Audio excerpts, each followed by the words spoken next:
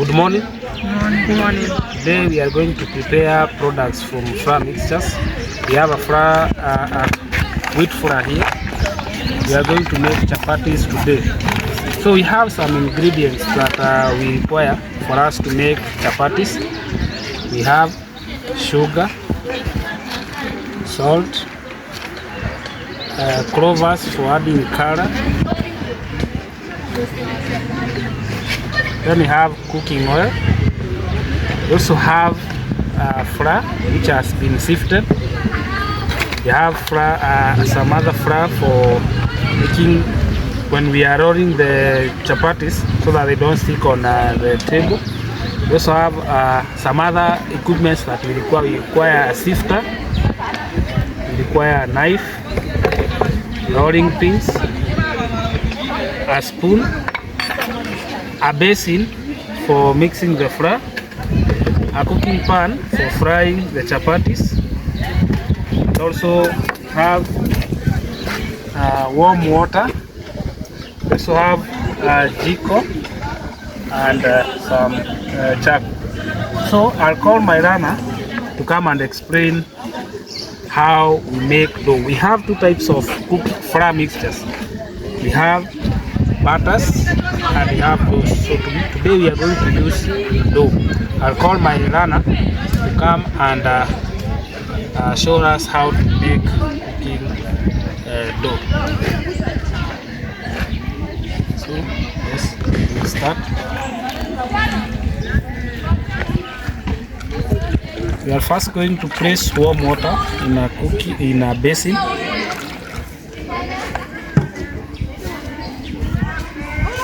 Then we are going to put 2 tablespoons of sugar.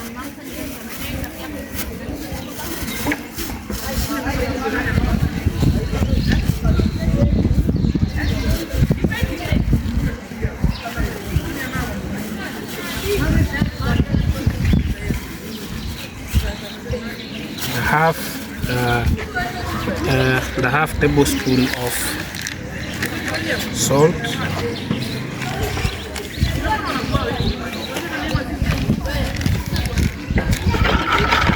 Then we are going to mix so that it dissolves. So the reason why we sifted our flour is to add air on it and make it be able to be rolled, to be kneaded into sizable balls, which we are going to roll and make tasty chapatis. Then the next step will be to add, so there is a foreign material here, we are going to remove it. We are going to add cooking flour.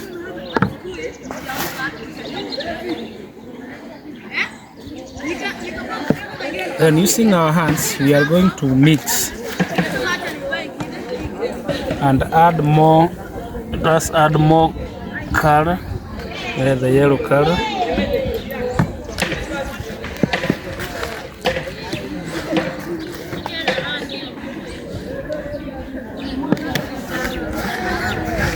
So by now you should be able to realize we have formed a flour mixture. This the first flour mixture here is called a dropping dough. I had prepared one earlier,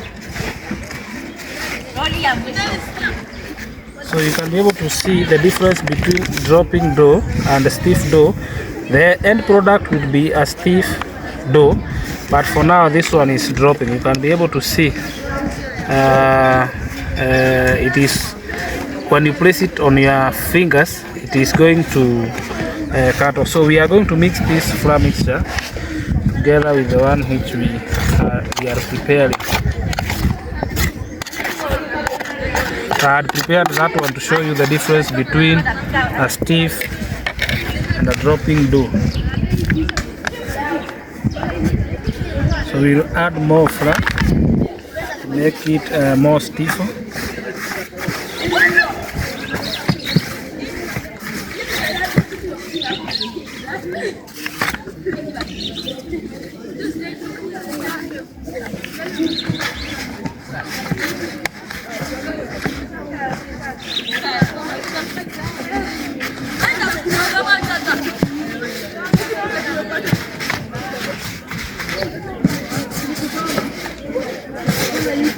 can be able to see that now our dough is becoming more and more stiffer.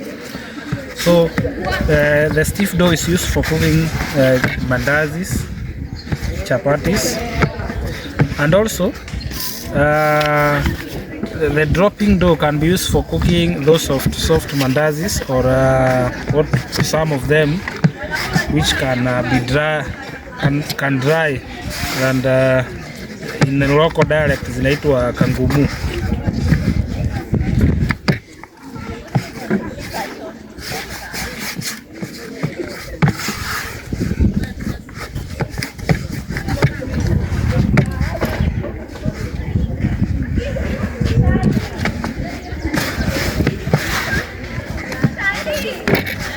As he's preparing the stiff dough, we are going to set the pan on a source of flame so that it can start warming.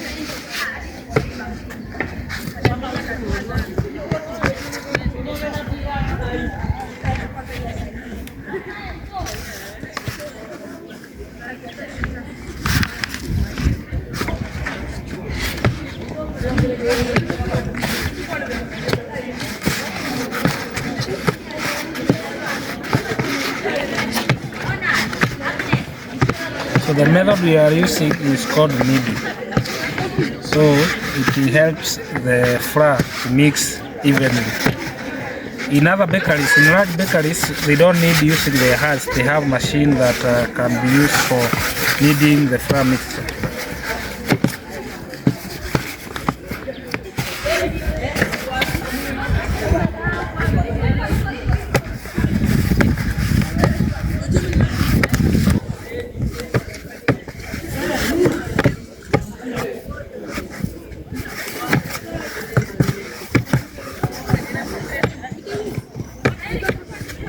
So we are going to put some cooking oil in our flour mixture.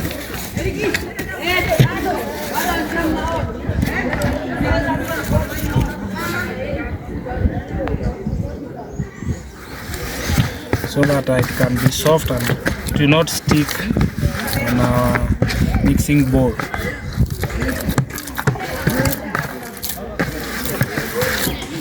So other learners, do you like chapatis? Yes, yes we do. So it can also be a business venture. You can make chapatis, sell chapatis, and get some income. So then, after kneading our dough, we are going to let it rest for some few minutes, like 30 minutes. Then we'll be back with the cooking process. Start preparing chapatis. The first step is taking the dough that we had prepared earlier.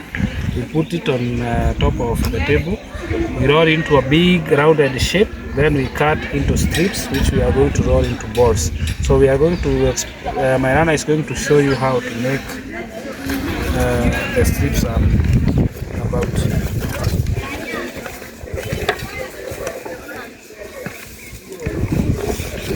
So I'll be helping with some work, like preparing the other materials. So I'm going to put the cooking oil on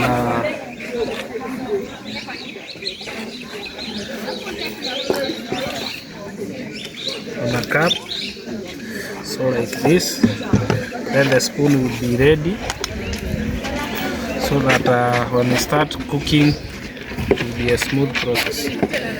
So we roll into a rounded shape, then we cut into strips.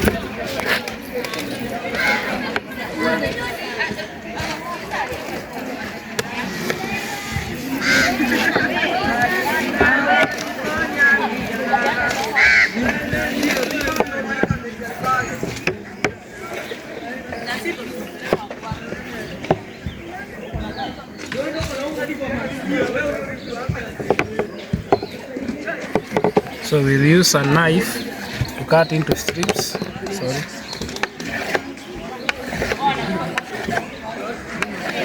Then we are going to roll the strips into balls.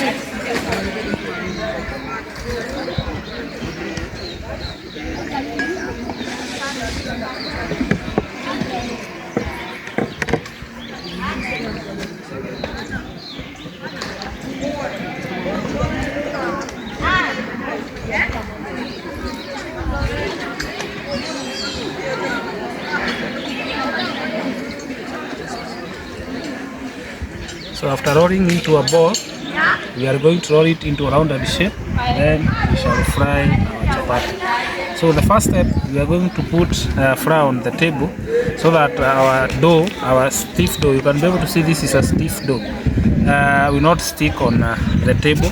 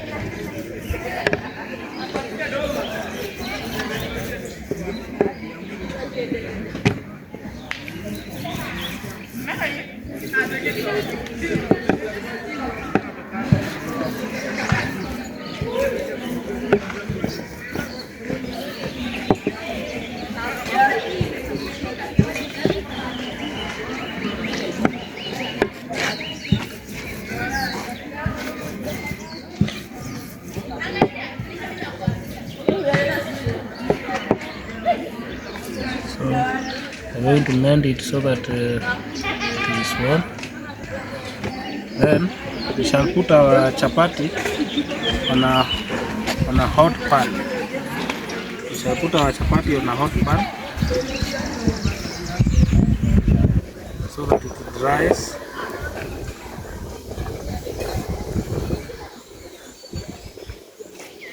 Then we shall flip the chapati on the other side after it has dried, so that it can burn partially. Then we shall fry it with cooking oil, and our chapati will be ready to be eaten.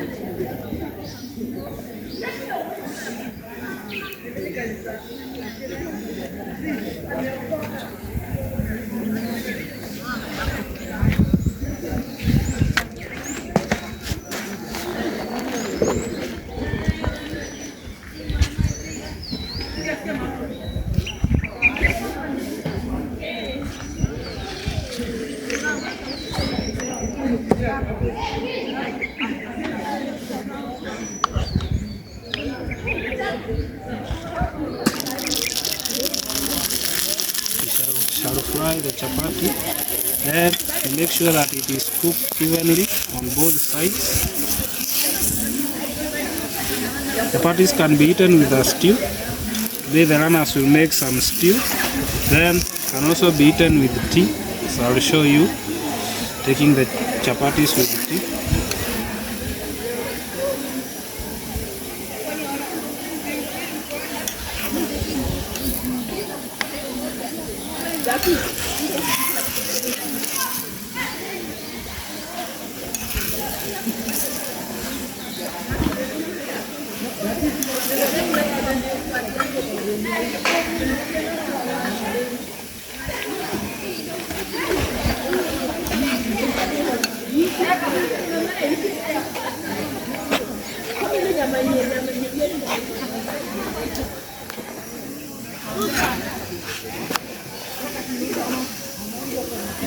So you can be able to see that our chapati has started turning golden brown. So since we had used a yellow food color, you might see it as if it is not evenly cooked, but it is cooked. It is well cooked. So we are just going to turn it on the other side and take it off our cooking pan.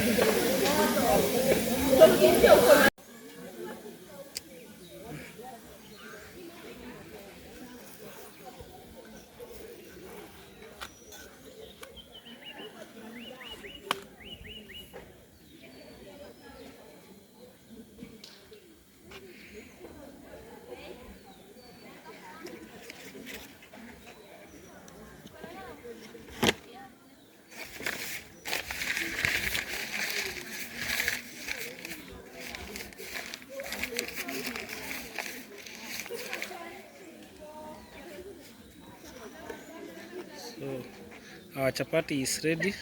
We're going to put it in a collecting bowl.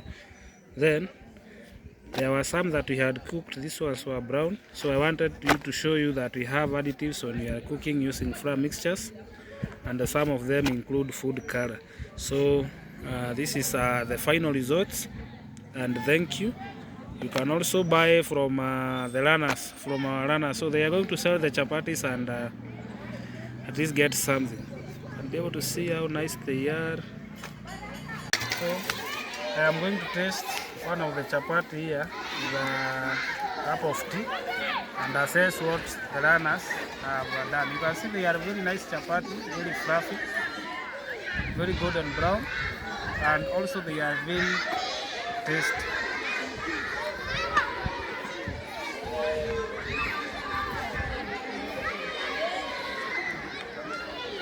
Very nice.